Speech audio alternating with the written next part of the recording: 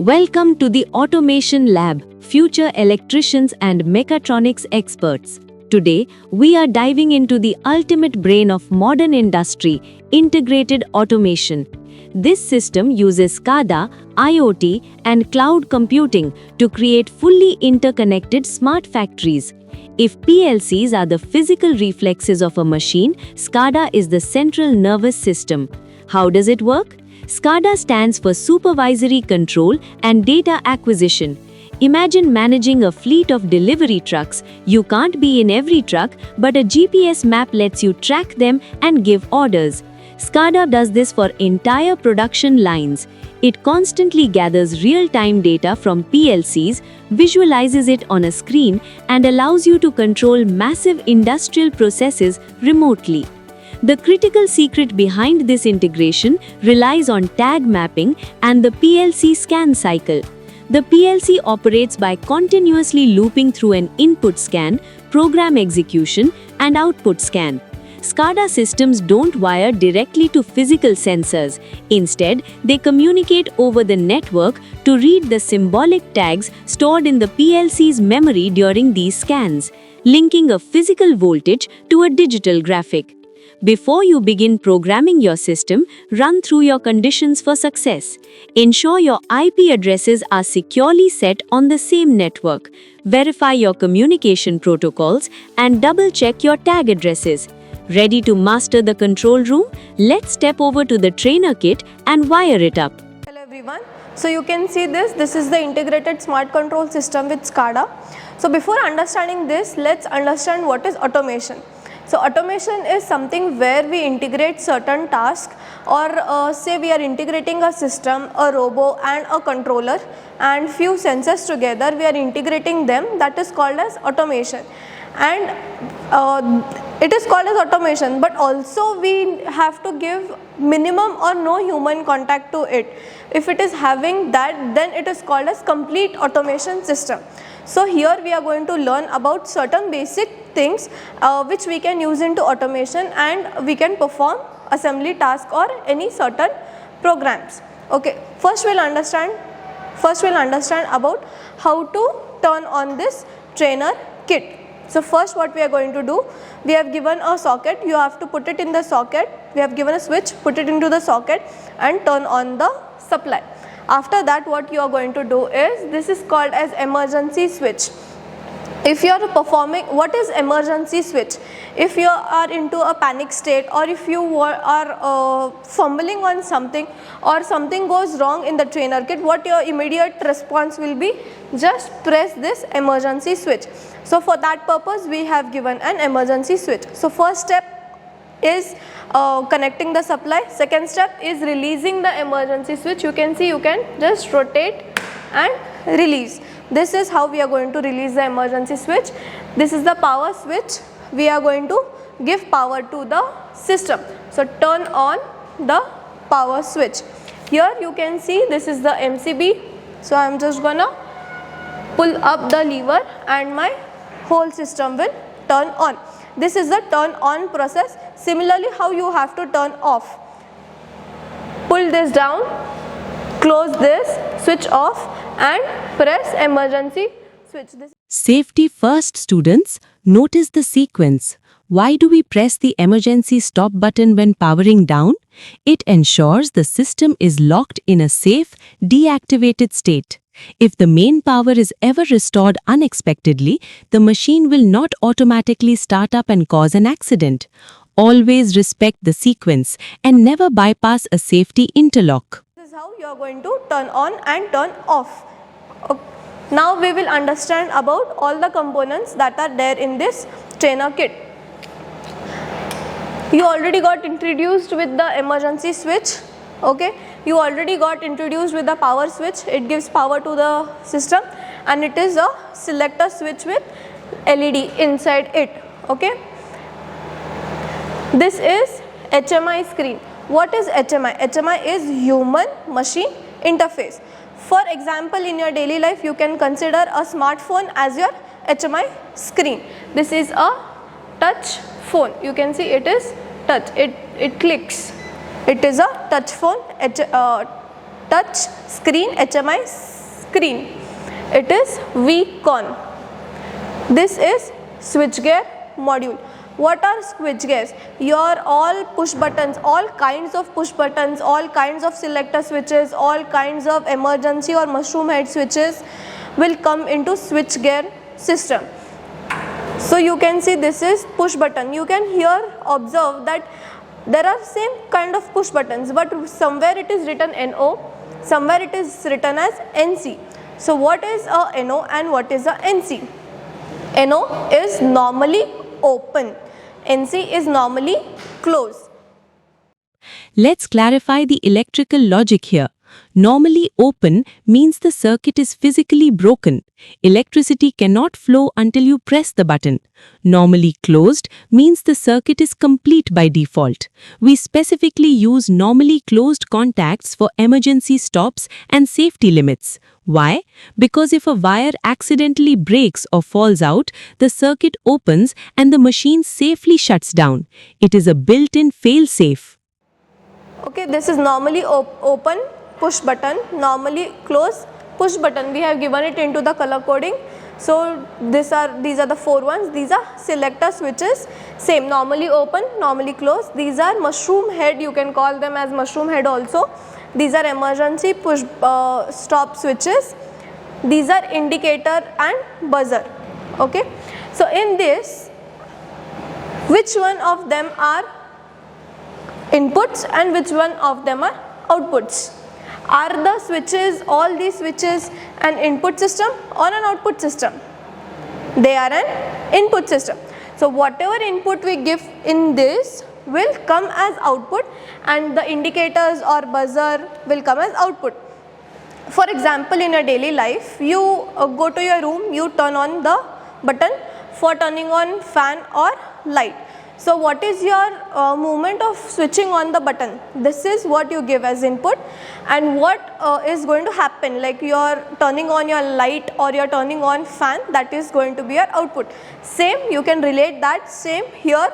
These are all your inputs, these 6 are your inputs and these 4 are your output. Clear? Now this is the sensor and analog module. So here we have various sensors. These are inductive sensors. This is NO inductive sensor. This is NC inductive sensor. This is photo sensor. This is capacitive sensor. This is analog proximity sensor. Okay. In this sensor, okay. So what these sensors are? What are inductive sensors? Inductive sensors will detect only metal. So when a metal, so this is a metal, only when metal is being near to it in its range, it detects. This is photo, it is like emitting and transmitting. So it has emitter and transmitter. One emits the light. If there is any obstacle in between the light and if the transmitting is not happening, then it detects. This is capacitive sensor. It detects metal, non-metal, any object that is placed, just a solid object that is placed in between in its sensing range. This is analog proximity. Just like temperature sensor, it gives an analog value. So it is analog proximity sensor. This is analog meter. Here you can see the value of your system. This is a pot regulator. Pot regulators are something where the resistance of the system is to be increased. This is a pressure switch. Whenever we are giving any pneumatic air to this system, we can use this pressure switch. Over here you can see this is the MCB, miniature circuit breaker. This is having 2 sides, you can see. So it is not single but double. This is HCC. It is so this is HCC. It is a solid state relay. It controls the load for the system without actually moving the load or actually moving the part. Let me expand on that. A solid-state relay, or SSR, uses semiconductor materials like thyristors to switch currents instead of physically moving metal contacts. Why does this matter to an electrician? Because there are no moving parts, there is no mechanical wear and tear, and more importantly, no electrical arcing. This provides incredibly fast switching speeds and a much longer lifespan for industrial applications. This is VFD, variable frequency driver. This is stepper driver, same like how we use it for stepping down. This is, it varies according to the voltage, the frequency varies according to the voltage. This is servo drive. This is PID controller. These are all the relays. Here you can see these are 4 channels, so it is called as 4-channel relay. These are having 2, so it is called as 2-channel relay. This is DC motor speed regulator. DC motor speed regulator, it regulates the speed for the motor. Here you can see the gray parts. It is called as terminal blocks. These gray parts that you can see here and here are called as terminal blocks. So what is a terminal block? Exactly what it is going to do is, let me show you what it is going to do. I'll just remove 2 of them. So here you can see there is a metal part. So whatever supply you are going to give to these, say for few circuits we will be needing 3 loopings or 4 loopings. So in one connection we have to loop 2-3 connections, right? So we don't have to do that. Here what we are going to do is just give 2 loopings, take multiple outputs. So I want say 6 or 7 connections. So what I'm going to do, I'm going to stack them together. Keeping them together is called as stacking. I'm going to stack them together, give one supply. In all the 6 you will get same supply. Okay, that is what exactly these terminal blocks will do. Over here we have phase terminal blocks. These are neutral terminal blocks. So we need a lot more phase and a lot more neutral. For say we need for this, we need for this, we need for this. At a place we cannot do looping, right? So see here, only phase 1 or 2 lines are going, here also neutral, and we are taking for PID, VFD, for this, for servo drive, so many places we are taking. So this is why we are going to use terminal blocks, and this is how the stacking is done. This is phase, neutral and earthing. Earthing is because we should not get any kind of shock from the system, so it protects. These are motor RYB connections, where you can connect your 3-phase induction motor or any application that you are going to use. These are all for the signals. These are kept spare if you want to do more connections or connect your conveyor module or connect your water bottle filling module. We have a huge range of modules where you can connect, so these are given as spare.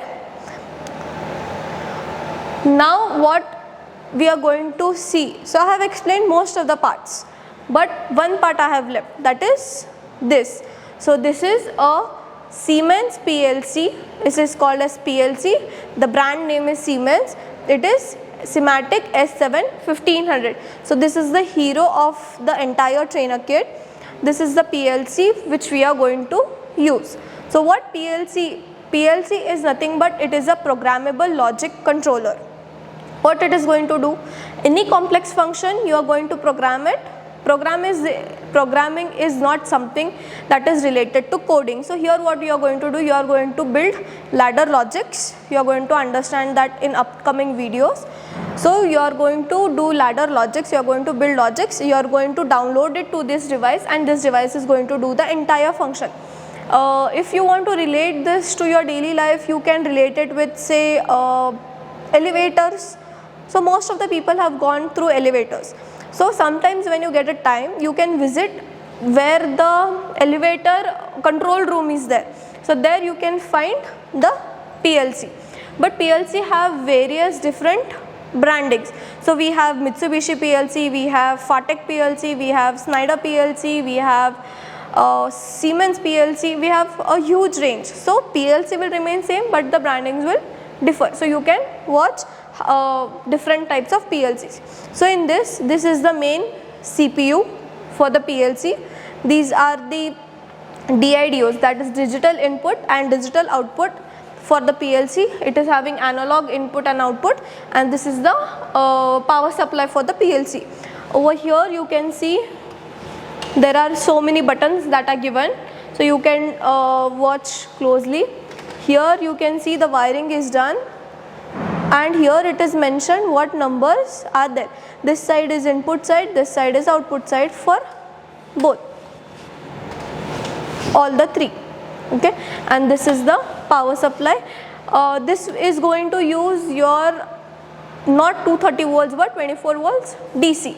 So it is going to reduce it. It is having SMPS inbuilt inside it. So whatever 230 is coming, it is going to reduce to 24, and it is going to also protect our PLC. So I mentioned about digital inputs and digital outputs. So these wires you cannot connect directly. So these wires are channeled here. So these are called as digital inputs. These are called as digital outputs. These are analog inputs, analog outputs. This is 24 volts and 24 volts negative. So digital inputs you are having I. It is denoted by I. Outputs are denoted by Q. Analog by A. I and A, Q. These are phase and these are neutral. So now we have understood entirely about this trainer kit. So integrated smart control system with SCADA, but the main part, that is SCADA. What is SCADA? SCADA is a supervisory control data acquisition. Whatever programming you are going to do in your PLC, you don't have to be physically here. You can be in any remote area, and you can monitor whatever is going on your HMI screen, or say any operation is going to happen. For example, say you are working in any industry, production industry we can call, and they are producing say potato chips. Okay, now you have done all the programming where raw material comes, it is going to get sliced, it is going to get fried, and those all things whatever happens in the entire industry. You have done the entire programming, you have gone back, because you are an engineer, you cannot be on the site all the time. So there are people who are going to just operate. So for example, now we are going to consider a conveyor belt. On that, packets are falling and they are going to go in a bin, and it is going to be packed. What happens? It is coming, everything is going smooth, but suddenly there is something that has gone wrong, and you have gone for somewhere else and you are attending some meeting, and you cannot come back to just attend what is wrong. So what you are going to do here, you are going to use SCADA system. You can use it, access it through your phone. You can see what wrong has gone. You can instruct the people over there, or even yourself you can correct it through the phone. This is where SCADA comes in picture. So now we have briefly understood about the whole system, what is PLC and what is SCADA. Excellent summary. To put it simply, think of the PLC as the brain on the factory floor. It makes the split-second decisions to turn motors on or off based on the ladder logic you will write. SCADA is the supervisor. It does not usually control the machines directly. Instead, it continuously gathers data from all the PLCs in the plant and visualizes it, allowing you to monitor system health and catch dangerous faults before they cause a breakdown.